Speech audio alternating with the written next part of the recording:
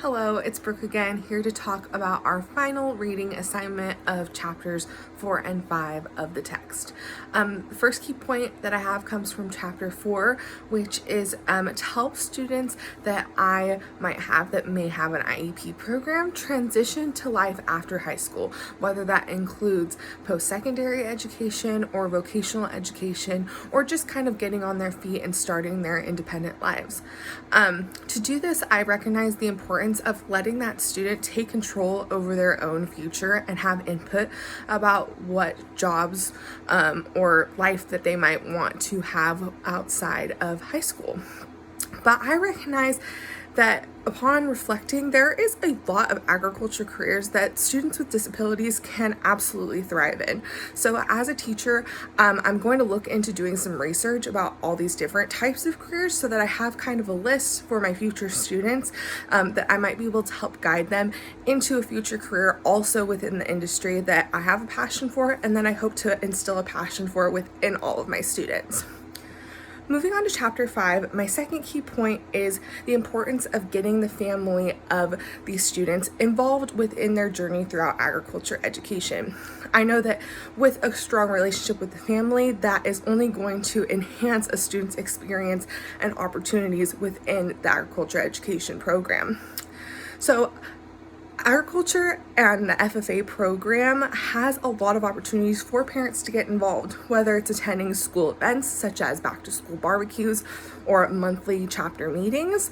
Parents also can volunteer to drive students to and from different contests that they might be competing in, as well as agriculture educators also have the cool opportunity to go and do home visits with a lot of their students to create that bond with the family, because a student's agriculture education journey is just as much benefited from their parents as it is from their teacher.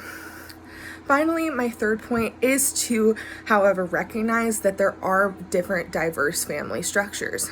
I myself come from a household with divorced parents, and I have 2 step parents and siblings on both sides of my family as well. So I have to recognize that students might not be coming from a traditional 2-parent couple of kids household.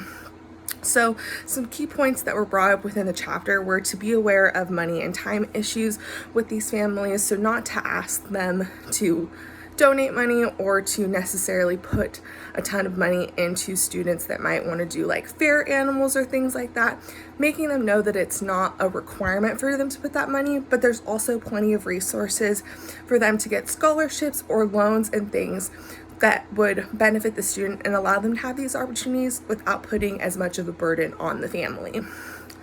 Also, something I really picked up on was to call the appropriate last names of the parents or family members that might be coming to assist with these students. Myself, coming from parents that are divorced, I know how awkward it can be when a parent is called by the wrong last name. So I want to avoid any of those types of confrontations. Finally, something I also picked up on is there are occasionally some family-oriented projects that we would do in the classroom, such as looking at family history, and even the textbook mentioned doing a family tree. Sometimes that's not always a realistic expectation to put on our students. They might not know their complete family history.